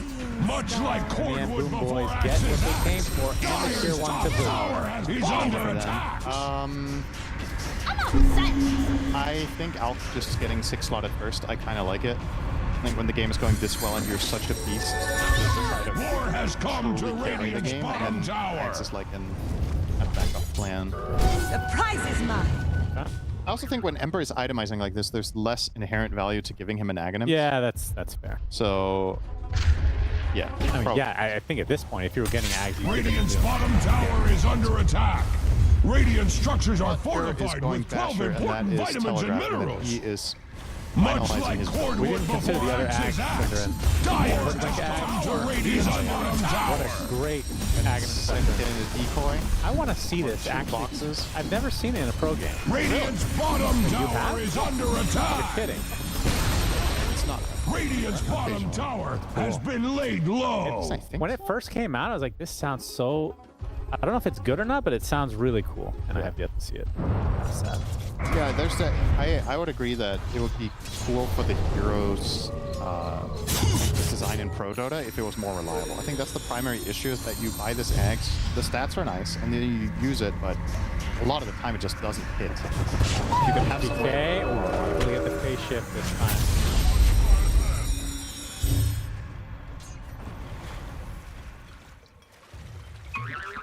Here has the Assault now, along with the BKB Radiant. And Basher's on the way. So fun. Yes, 10k up on Drow now. Alchemist, of course, is one of those heroes where 1 or 2 deaths and can really change. Uh-oh. Is this the first pause of the series? It is. Where's 33? Waiting for BZM to say light. Where's 33? Where are you at? All right, we're back. My favorite, medium rare. Mine too, actually. Agora sou eu e você, meu gostoso.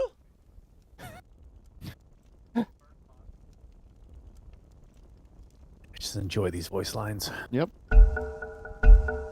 That was a quick light fix for 33. Don't be fooled by who pauses. Doesn't matter if it's the other team. It is always 33. Is under attack. BZM pauses and 33 is just sitting there smiling. Why would you do this? Oh, he has the shard and the Black Dragon, so he's 100% cleave. For more farming speed, of course, to go with his Midas Octarine. 33 is like, well, the enemy team isn't doing anything, so that's right. That is fair. Yule, they are doing something now. Arrow does hit. That's a kill. So back-to-back deaths for BZM. Maybe he needs another pause to figure his hotkeys out. Maybe get an A on this. Yeah, I mean, they are ahead, so by defensive. Yeah, he can definitely. Says the great Quinn Callahan. 33. Thinking about dooming there. Won't need it. Now the Titan's dead. GPK gets off the core on the 33 and pops the BKB, runs out of it. Here in the meantime, a bit of trouble. Takes a lick, takes a lot of right-click damage from Cary. Popping the BKB now in retreat. His ult is healing up a decent amount as he gets to the high ground. To be able to TP out, so they might need to fight this. The Wheel of Wonder onto 1. She segregates the fight pretty nicely, and that buys enough time for a lot of Iron Wing to get away. Is he actually? Oh, nice one. Get the 1 kill. But Whitemon's making it a lot more difficult than it should be. Have a unicycle, unfortunately. Well, for a moment, he was going to be able to whoopee cushion into the Roche pit. What if you could get an airplane instead of the unicycle? Just combine all of your souvenirs into an airplane that lets you take off instantly into the air, but then it blows up and you die 5 seconds later. What do you think? What purpose would that serve? It would be funny. Right, it's funny. That's what I think. The sad thing about that is, in order to use your next souvenir on Ringmaster, you have to use the previous one. Yeah. So every time you want to get actually good ones, you have to kill yourself. It's not great, I think. Pretty funny though. No, you don't have. You can get off the plane at any time. Oh, so if you're up too long, I thought you'd just die after 5 seconds, so you can't. No, that would be really stupid. Yeah, it's only it was your idea, so I don't like it. Made sense to suggest that. Apparently wants to fight. Top is going to hit one. Save gets off the Yules into the arrow. Pure BKB. 5 more seconds for the BKB, and that is way too long to wait. And that's a huge death as Boom Boys. They were ready for that. They're ready for the voice lines as well. Yeah. Got to Omi while being ganked, making sure to. Okay, I mean, this is pretty big. That Alchemist kill probably worth about 2,000 gold, considering the value of the kill itself and all the gold he doesn't get to farm for a minute, of course, in a little bit. And this is, again, I think this is the toughest part of the game in theory for Boom Boys here, because they need to get to their next set of items before they get real kill power. Puck can now consider Parasma or Octarine. We've got a Drow who's going to be able to buy a damage item next.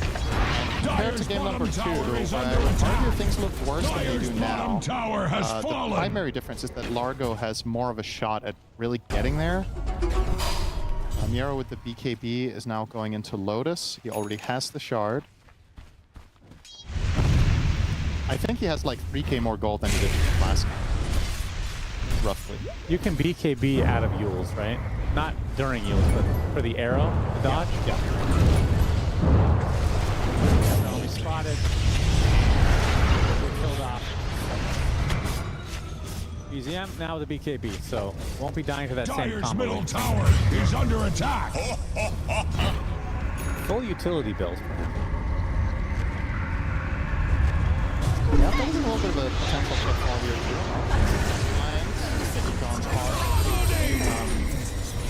Oh boy, big connection. That's a Doom as well. GPK dead just like that. Miero now. BKB in retreat, but he is surrounded. Into the Searing Chain slowdown once the BKB ends. Mirotic getting out the multi-shot. Miero able to lick himself clean. Yules holds him in place again. Concoction from Pure coming out. Has the Moonlight Shadow. Do they have the vision? The Dusty Poplar now. Miero fully seen onto the tier 2 tower. BZM looking very fearsome, but with absolutely no damage to work with. 33 for on the damage. Blinks in. BKB now rethinking his initiation as BZM just gets flipped and killed off by the multi-shot. Double kill! As Karatic ends up with a double kill, so a little bit too far for Iron Wing. That's some game 1 flashbacks of a little bit of overplaying there. Yeah. And yeah, you still have a 12k lead, but this could have easily been almost 20 by now without these Roche. 2 moments. That's big. This is, honestly, this is closing in on a 50-50 for me. Pretty damn quick, because this time, Drow almost has a butterfly now. He didn't buy the Lincolns in this game on Kiritin. So he's going to feel much, much stronger for fighting. Roshan has fallen to the Aegis. Well, look, Largo, 67. How best to use this? It likes Radiant more. Wow. Which I don't agree that this is a 2-to-1 Radiant favorite, but like I was saying, I think 50-50 is probably somewhat accurate. It's just, you have to be so careful when you're running lineups like this from Ironwing to not make that exact mistake of overplaying. We had a death on Alchemist before, where he went in without BKB. Then you had that sequence where you're over-chasing the Largo behind the tier 2 tower. All of a sudden, you blink, and the enemy team has an Aegis, a Butterfly on Drow. This is not bad now. The turntables turn, Cinderin. Yep. I mean, they still have a lot of does he have it now? He has. Oh, they have Lotus now too. We'll take that. Very good against Ember. And of course, if you can time it against the Doom, that's amazing. See, now that you're approaching this time with like, he gets the blink, so it looks like he is building Ags now, but Ember's not even in, I don't know if he's in consideration with this build of his. Is it better than 33s? I don't think so. AoE Doom is crucial. You need to make sure you get on top of the puck or the Largo.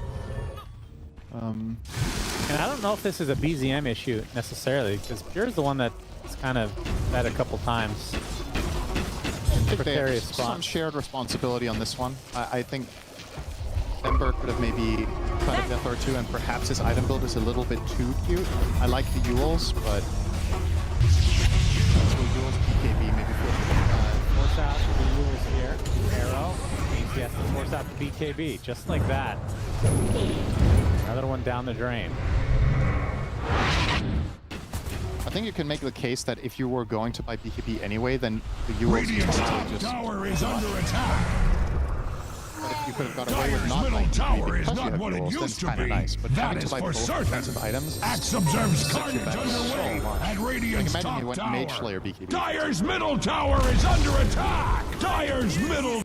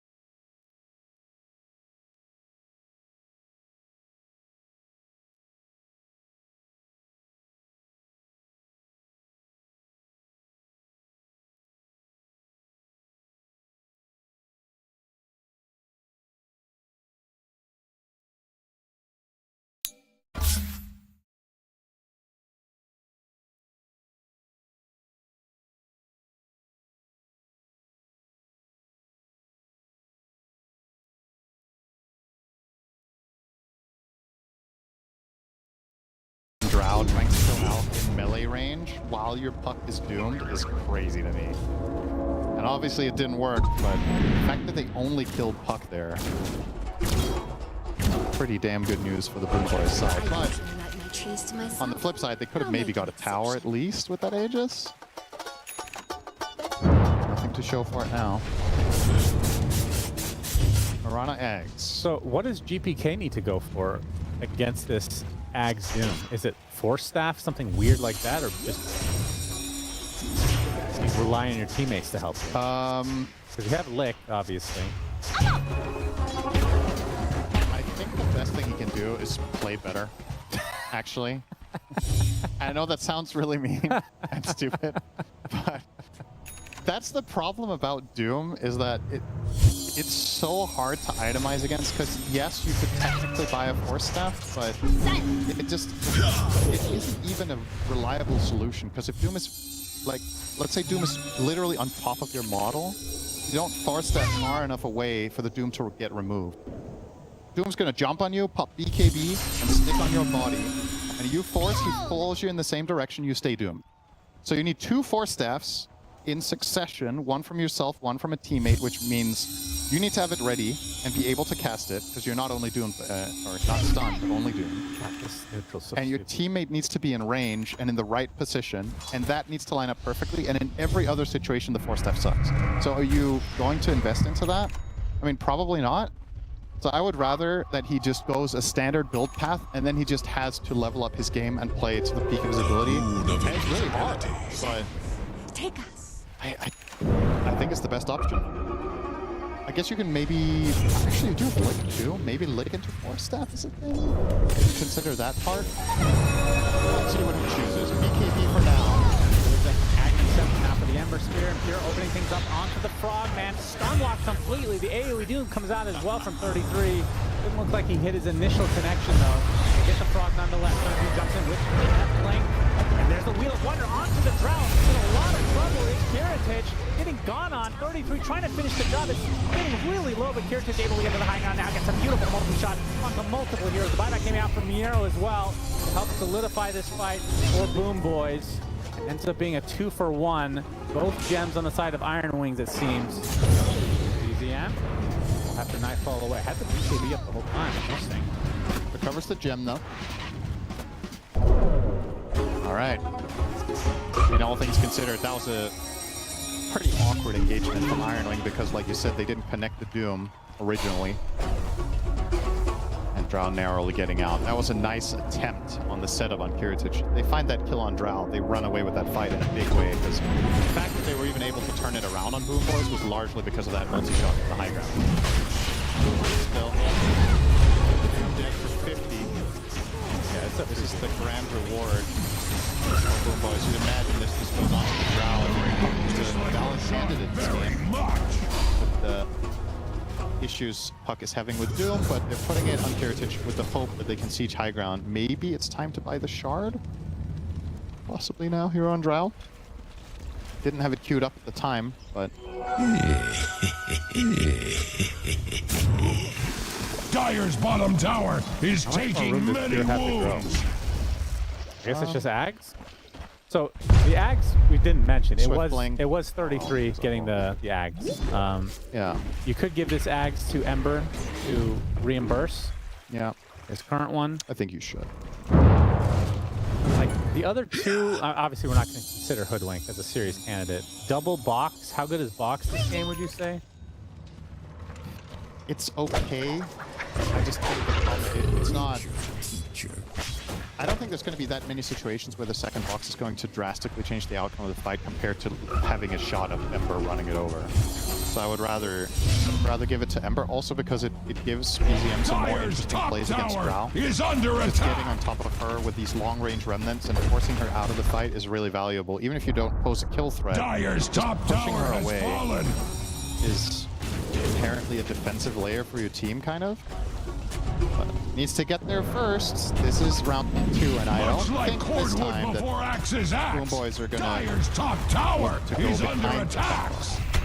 Both banners placed, so this tower is certainly dead. Tower is under attack. Plenty of time on the Aegis. Heaven or hell, Dire's top tower is in one of them. 2 of them to work with. A little awkward there. Looking for an arrow, fishing. Black, delete some illusion. Stomp only onto 1. Thompson comes out. There's the initiation from Pure, but no follow-up. Get the push, or the sharpshooter rather, on the TridentZ. Roche's banner eventually killed off as Pure Be a bit careful with the hypothermia. Looks like that's it for now. 2.5 minutes on Aegis, so a soft reset from Boom Boys.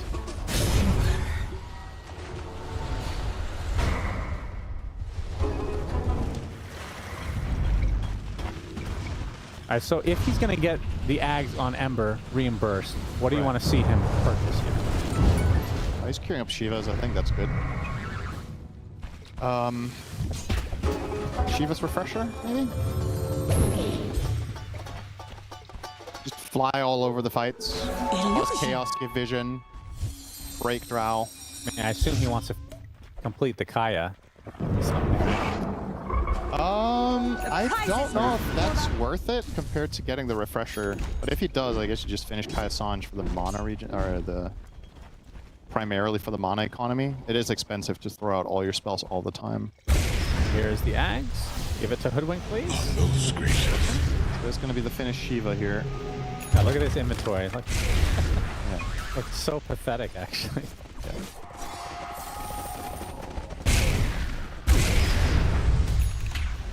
Okay, now it's looking much more presentable.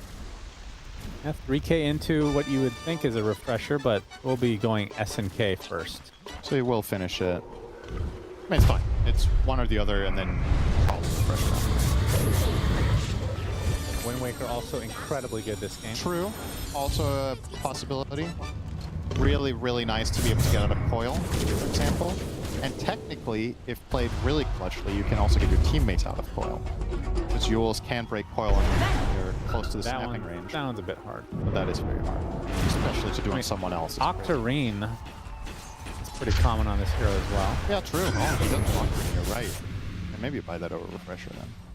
Looks like he is going Refresher though. Dire's bottom tower is taking many wounds. Yeah, I was about to buy Ags instead of the Lincolns, so I guess he just doesn't want to with the AoE Doom in play. Yeah. Just like it's not worth it. I think it's fine. There's not really anything else you're gonna block with Lincoln's Concoction. Actually, a kind of decent block this game, but We'll take that. the Axe is fine. And this, okay, so we obviously didn't get to see this in the last game. Drow in this stage of the game is disgustingly strong.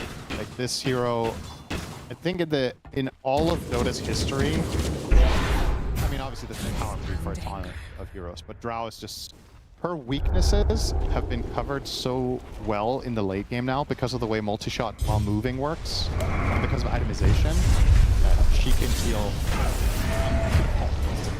Kataomi assassinated. But yeah, keep an eye out for Kiritich in fights. If he is not accounted for, he is going to shred. Radiant's middle tower is under attack. Kirit basically has no room to grow. Radiant's middle tower falls. I think it's better to give him. I think it's better to give him an axe too. Keep an axe for yourself. Ringmaster. How good is that now? They kept buffing it. Surely it can't be that bad. Giving axe to yourself? Yeah. Eh. You have to have 4 gifted ags. I mean, it's always better to give it to a teammate, though. It gives the same bonuses, doesn't it? Oh, is that how? Wait. I thought it gives the same way that you give it to a teammate or yourself. For you. I think it does. You don't need to hold an ags yourself to get that? No. I don't think so. Okay. Yeah. Just get a stack per ally you give it to, and then yourself is the 5th stack. I forgot they changed that. Yeah. So yeah, I'm torn between giving an Axe to Ringmaster or changing his item build. I think there's some merit to giving up the Radiance here and getting something like a Bloodthorn, so you actually have way more kill threat when you go Blink Abyssal and jump someone. Nullifier is a possibility. I don't think it's that good though, so I wouldn't suggest that. You could change the overwhelming Blink swiftly. Oh, damage from Pure. You'll be able to grab it. They know though. Instantly nullified by the bot. Yeah, that's unfortunate for him. They're gonna get the AoE Doom though. Pop gets blinked off. He's gonna be able to get out just fine. As 33 taking massive damage. The bot is about to save him. Continuing on, knowing he's about to die. Gets the AoE Doom continuing on the TPK. He's just right-clicking his way out of it. The Drow is dead though, so it's a 1-for-1. Big start for Iron Wing. GPK, nice bushwhack onto 2, save. You get an arrow here. Whitemon trying to trickle away. Unicycle's not going to keep him safe. It's a double kill for GPK. BZM doing a lot of damage on the back line. Any dodges that goes off? No. Triple kill for GPK on the back line. Now the remnants for BZM. How many does he have available now? Looks like none. Radiant's top just close the tower gap is a little under bit. attack. Potentially get this. Gets the gem. Wait, what? He just... He just dropped the gem? Axe observes For Lotus, carnage I guess? underway at Radiant's Is that what just top happened? tower. I guess. Okay. All right. Dyer's career. He's still here. GPK runs right into him. Middle tower is under. Arrow not gonna quite hit. There's a concoction. There's a bash. Enough damage onto GPK. Gets the waiting rift on the low ground. Illusory orbs away, and he's fine somehow. Save is dead. How does he live? What the hell was that? Crazy, crazy scenes. The fact that both Ember and Puck somehow got out of that mess is really funny. That was illegal. There was a really cool highlight there, by the way, that was barely off on the corner of the screen. Save went to lead Yules to arrow the Alchemist, and Ari just sprinted in front of the arrow on Hoodwink. Get down, Mr. President moment might have saved Pure's life and led to the follow-up chase. Oh, he's building another Ag, so he must be for the Ringmaster. Yeah, what else would it be? It has to be, right? Unless this Hoodwink Ags is better than we think. Sweet ass, Cass. Oh my god, it went to Hoodwink. Holy shitballs. Okay. Hell yeah. So 2 decoys, or excuse me, 2 ults, one of them uncontrollable. That's incredible. I'm surprised they think that's better than 2 boxes. I mean, Puck is nullifier, I guess. So yeah, that's true. That's probably why. Well, there's also the factor that you probably never played against this before. Maybe he probably never played with it. He just gave Hoodwink the action and was like, I hope it's good. Yeah, GPK, high ground. What do we do from 33? He finds 2 here. A beautiful bushwhack from Ari. 33. Starting all of this off so well onto Heritage. 2 dead. They have buyback. So it's 3 dead attack for Boom Boys. It's Katomi. Able to get away just fine. GPK, he's still here. Wheel of Wonder, the bash, he's dead. That's 4 down and out for Boom Boys. Classically. And no buyback available for the Puck. Another tight Oh, Glimmer. Yeah, just enough to keep him alive. 33 saved him. He blinked Glimmered him on Doom. That's such a classic late game Doom situation. Like somebody gets vicious and Alright, triple buyback coming out. Nice bushwhack again from Ari. As the decoy doing some work.